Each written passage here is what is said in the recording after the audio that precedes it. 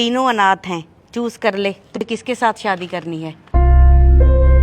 पर मम्मी, मैं अनाथ से शादी क्यों करूंगी? क्यों बेटा, क्या कमी है इनमें? तीनों पढ़े लिखे वेल सेटल्ड हैं। बेटा आप एक एक करके अपने बारे में बताइए।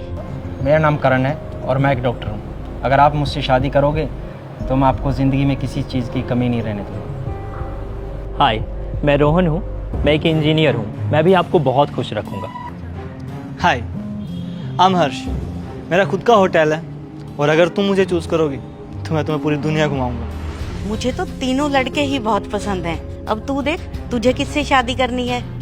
मम्मी, होंगे ये इंजीनियर डॉक्टर, लेकिन इन सबका कोई परिवार नहीं है। सबके सब अनाथ हैं। और आप मेरी शादी एक अनाथ से क्यों करवाना चाहती हैं? क्योंकि बेटा तू ही तो ये चाहती थी। मम्मी, मैं पहले ही क्लियर कर दूं, मुझे वहां शादी करनी ही नहीं है जहां लड़के की फैमिली उसके साथ रहती हो।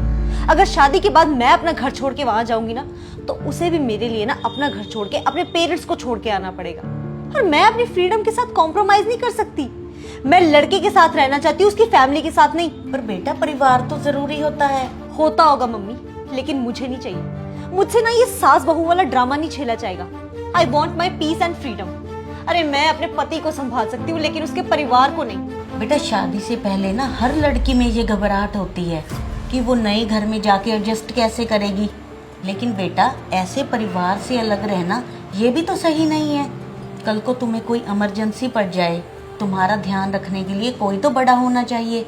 मम्मी, परिवार के साथ रह के ना मेरी फ्रीडम मुझसे छिन जाएगी। हर कोई मुझसे यही बोलेगा, बहू ये मत करो, वो मत करो, ये मत पहनो, वहां मत जाओ, ऐसे मत करो। Oh my God mummy, boundaries के साथ ना मैं नहीं रह सकती। मुझे टॉक्सिक एनवायरनमेंट में ना रहना ही नहीं है।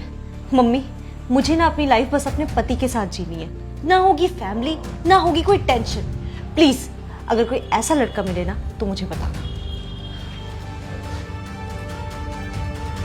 देख जैसा लड़का तुझे चाहिए था वैसा ही तो ढूंढ के दिया है मैंने। तू यही चाहती थी ना कि उसकी कोई फैमिली ना हो। देख इनमें से किसी की भी फैमिली नहीं है ना। अब तुझे कोई रोकने टोकने वाला, ये अपने काम पे चले जाएंगे। तू जैसा मर्जी खा, जैसा मर्जी पहन, पूरी लाइफ एंजॉय कर अपनी जैसे मर्जी। ना ही कोई परिवार की टेंशन, ना ही कोई टॉक्सिसिटी।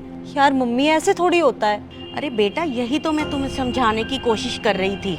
ये जो तुम लड़कियों ने ट्रेंड बनाया हुआ है ना कि हमें अलग रहना है, हमें परिवार के साथ रहना नहीं, हमें फैमिली नहीं चाहिए। तुम्हें अगर चुनना ही है ना लड़का तो अनाथालय से चुनो, क्योंकि उनके परिवार तो होते ही नहीं है। मैं तो सभी लड़की वालों के परिवार वालों से ना यही कहना चाहूंगी कि इधर उधर रिश्ता देखने की बजाय अपनी लड़कियों को यहाँ अनाथालय में लाएं, लड़का पसंद कराएं और शादी कर दें। परिवार की सिरदर्दी ही खत्म। ठीक है ना? यही करना चाहिए ना उन्हें। सॉरी मम्मी, मुझे ये बात रियलाइज़ हो चुकी है कि परिवार की क्या इम्पोर्टेंस होती है। अगर कोई मुझे मेरे माँ बाप से अलग करेगा और मुझे जो फील होगा वही सेम लड़के को भी तो फील होगा ना, जब कोई उसको उसके माँ बाप से अलग करेगा। अब मैं कभी भी जिद नहीं करूँगी आपसे परिवार को लेके। और मम्मी, अब जैसा भी लड़का ढूंढना चाहती है ना मेरे लिए, वैसा ही ढूंढिए। परिवार की कीमत ना वही लोग समझ सकते हैं जिनके परिवार नहीं होते। इन लोगों को देखो, ये बेचारे परिवार के लिए तरसते हैं। इसलिए बेटा भगवान का हमेशा शुक्रिया अदा करो कि उसने तुम्हें परिवार दिया। बेटा तुम सबका बहुत बहुत थैंक यू जो तुमने मेरी बेटी को सब सिखाने में मेरा साथ दिया।